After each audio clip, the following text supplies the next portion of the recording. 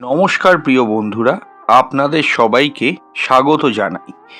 আজকের ভিডিওটি অত্যন্ত গুরুত্বপূর্ণ, কারণ আজ আমরা কথা বলবো শিবরাত্রির সেই একমাত্র মন্ত্র নিয়ে, যেটি সঠিকভাবে উচ্চারণ করলে জীবন বদলে যায়, দুঃখ দূর হয়, মানসিক শান্তি আসে, কর্মফল পরিষ্কার হয়, ভাগ্যের দরজা খুলে যায়। শাস্ত্রে বলা আছে, এক শিবরাত্রির জপ 10 বছরের সাধনার ফলের সমান হয়। কিন্তু প্রশ্ন হলো, কেন শিবরাত্রির রাত এত শক্তিশালী? কোন মন্ত্রটি সবচেয়ে কার্যকর? কিভাবে জপ করলে ফল নিশ্চিত? আজ সব কিছু জানবেন। ভিডিওটি শেষ পর্যন্ত দেখবেন, কারণ শেষে আমি বলবো মন্ত্র জপের 5টি গোপন নিয়ম, যেগুলো না মানলে ফল শূন্য। শাস্ত্রে বলা হয়, এই রাতে মহাদেবের শক্তি পৃথিবীতে সর্বাধিক সক্রিয় থাকে। এই রাতে চাঁদ সবচেয়ে বেশি দুর্বল থাকে, মন সবচেয়ে বেশি অস্থির হয়, তাই শিবের শক্তি মনকে স্থির করে। তন্ত্রশাস্ত্রে বলা হয়, এই শিবরাত্রির রাত হলো কুণ্ডলিনী জাগরণের রাত। এই রাতে জপ করলে পূর্বজন্মের পাপ দ্রুত দগ্ধ হয়। মন্ত্রটি হলো ওং নমঃ শিবায়। আপনারা প্রত্যেকেই জানেন, এটি হলো পঞ্চাক্ষরী মন্ত্র, মহাদেবের মূল বীজ মন্ত্র, সর্বশক্তিশালী শুদ্ধিকরণ মন্ত্র। এই মন্ত্রের গভীর অর্থ হলো ওং, অর্থাৎ যেটি হলো সৃষ্টির শক্তি। নমঃ কথাটির অর্থ হলো অহংকার ত্যাগ। শিবায় কথাটির অর্থ হলো মুক্তি ও কল্যাণ। এর অর্থ দাঁড়ায়, আমি আমার অহংকার সমর্পণ করছি মহাশক্তির কাছে। এই মন্ত্র যদি আপনি জপ করেন, আপনার মন শান্ত হবে। এই মন্ত্র জপ করলে আপনার পূর্ব জীবনের কর্মফল পরিষ্কার হবে, কারণ ভগবান শিব হলেন কর্মদাতা।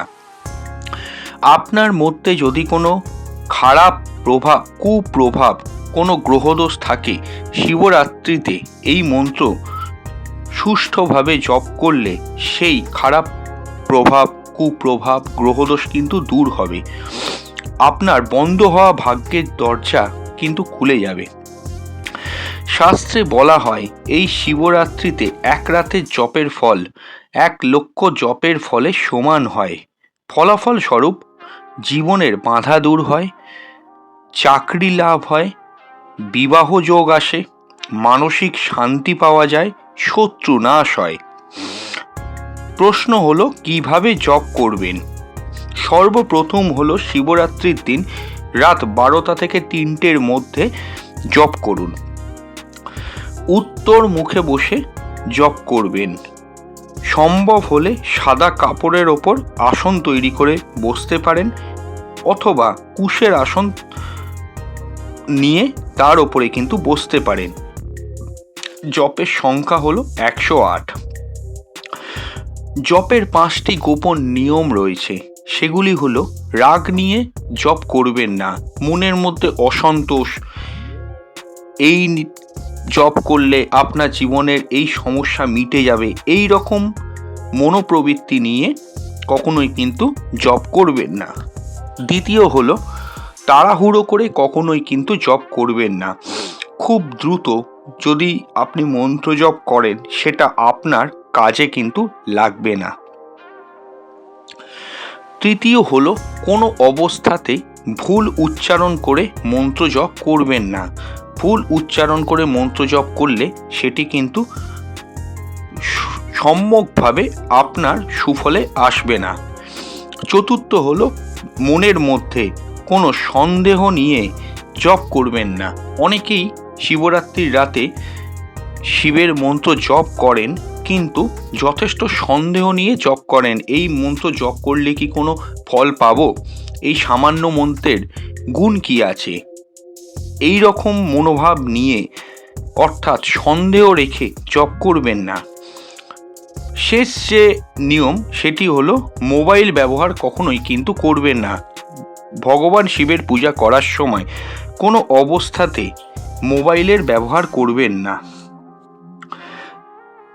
বিজ্ঞানীরা গবেষণা করে দেখেছে এই ওং জপে, ওং নমঃ শিবায়ের ওং জপে মানব দেহে স্ট্রেস হরমোন কিন্তু কমে এবং মাথা কিন্তু ঠান্ডা হয়। তাই এই মন্ত্র জপের অনেক গুণাবলী রয়েছে বৈজ্ঞানিকভাবেও। এবার বলবো কারা এই মন্ত্র জপ করবেন। সর্বপ্রথম হলো মানসিক কষ্টে থাকা ব্যক্তি, যিনি মানসিক কষ্টে সারা বছর থাকেন, অবশ্যই এই মন্ত্র জপ করবেন। দ্বিতীয় হলো চাকরি জীবনে খুব সমস্যার মধ্যে আপনি রয়েছেন, যেখান থেকে আপনি বেরোতে পারছেন না, ভীষণ অসুবিধার মধ্যে আছেন, আপনিও কিন্তু করবেন। আপনার বিবাহে যদি অত্যন্ত বাধা বিপত্তি বিঘ্নতা আসে, আপনিও এই মন্ত্র জপ করবেন। আপনার জন্মকুণ্ডলিতে রাহু কেতু শনির যদি দোষ থাকে, এই মন্ত্র জপ সর্বাধিক ফল দেবে। এই রাতে ভগবান শিব ও শক্তির মিলন ঘটে, তাই এই রাতই হলো সর্বশ্রেষ্ঠ। মনে রাখবেন, মন্ত্র শুধু শব্দ নয়, এটি একটি শক্তি। এই শিবরাত্রিতে একবার আন্তরিকভাবে বলুন ওং নমঃ শিবায়, আপনার জীবন বদলাতে শুরু করবে। ভিডিওটি ভালো লাগলে লাইক করুন, কমেন্ট করুন এবং নিচে কমেন্ট বক্সে লিখে যান কারা কারা শিবরাত্রি পালন করছেন। নতুন হলে আমাদের চ্যানেলটা সাবস্ক্রাইব করে অল নোটিফিকেশান বেলটি কিন্তু প্রেস করে দিন। নমস্কার।